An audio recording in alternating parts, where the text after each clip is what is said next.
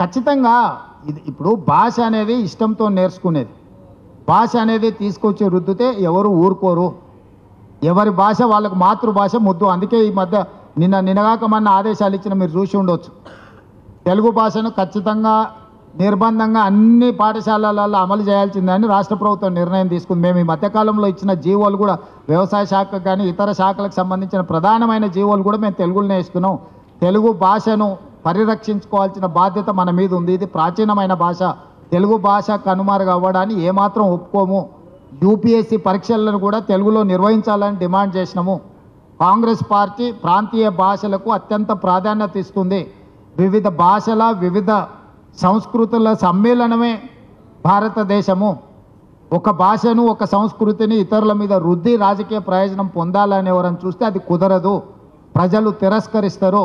అదేవిధంగా డీలిమిటేషన్ గురించి సీట్లు ఏం తగ్గవు అంటుడు. అంటే ఏం పెంచననే కదా. లాజిక్ అర్థమవుతుందా మీకు?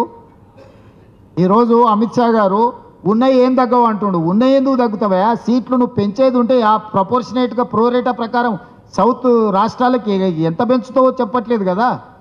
What is your terms of reference? Population బేసిసా, ప్రోరేటా బేసిసా, ఏం బేసిసో చెప్పకుండా తగ్గవు అని ఎట్లా చెప్తాడు అమిత్ షా గారు?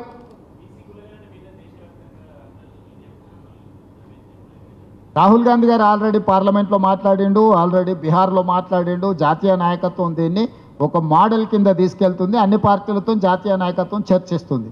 పకడ్బందీగా చేయడం తెలంగాణ కాంగ్రెస్ పార్టీ యొక్క బాధ్యత. ఇది పకడ్బందీగా చేస్తున్నాం, చట్ట రక్షణ కల్పిస్తున్నాం. Please subscribe .news.